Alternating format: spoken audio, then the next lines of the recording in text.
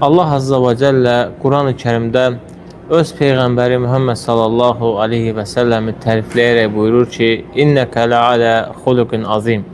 Ey Muhammed, həqiqətən sən əzəmətli əxlaq üzərindəsən. Yəni sən əzəmətli, uca, ən yüksək əxlaq üzərindəsən. Yəni əxlaqlı olmaq həqiqətən də Allahın tərifinə layiq olmaqdır.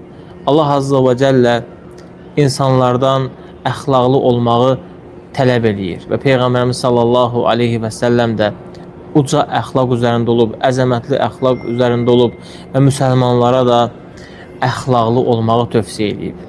Əxlaqlı olmaq dedikdə, əziz müsəlmanlar, birinci hikmətli olmalısan. Hikmətli olmaq dedikdə, yəni anlayışlı olmalısan, məsələlərə elmlə yanaşmalısan, bəsirətlə yanaşmalısan ki, hətta hikmətli olasan. Yəni, əxlaqlı olmaq üçün birinci hikmətli olmaq lazımdır. Məsələlərə hikmətlə yanaşmaq lazımdır. Əgər məsələlərə hikmətlə yanaşmasan, o zaman sən əxlaqlı olmursan. İkinci isə şücaətli olmalısan, yəni, mərd olmalısan, qorxmaz olmalısan, güclü olmalısan, yəni, əxlaqlı olmaq üçün, yəni, şücaətli olmalısan, hər zaman haqqı söyləməlisən, hər zaman məzlumların yanında olmalısan, güclü olmalısan, şücaətli olmalısan, hətta əxlaq sifətinə yiyələnəsən. Üçüncü isə iffətli olmalısan. Yəni, sən əxlaqlı olmaq üçün üçüncü iffətli olmalısan.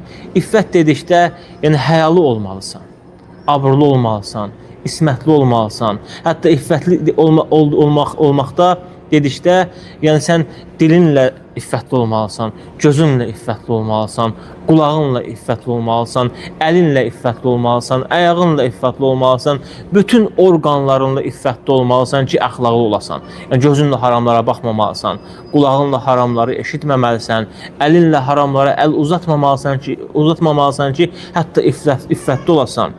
Deməli, əxlaqlı olmaq üçün, əziz müsəlmanlar, üçüncü iffətli olmaqdır. Dördüncü isə, əziz müsəlmanlar, əxlaqlı olmaq üçün adil olmaq lazımdır. Yəni, bir müsəlmanın əxlaqlı olması üçün 4 sifətə ehtiyacı var. Yəni, əxlaqın belə deyək, 4 rükünü var. Birinci rükünü hikmətdir. İkinci rükünü şücaətdir, yəni mərdanəlikdir. Üçüncü rükünü isə iffətdir, təvazükarlıqdır, həyadır, ismətdir, abırdır. Dördüncü isə adillikdir. Yəni, sən əxlaqlı olmaq üçün mütləq və mütləq adil olmalısan. Daim insanlar arasında adilliklə hökm verməlisən.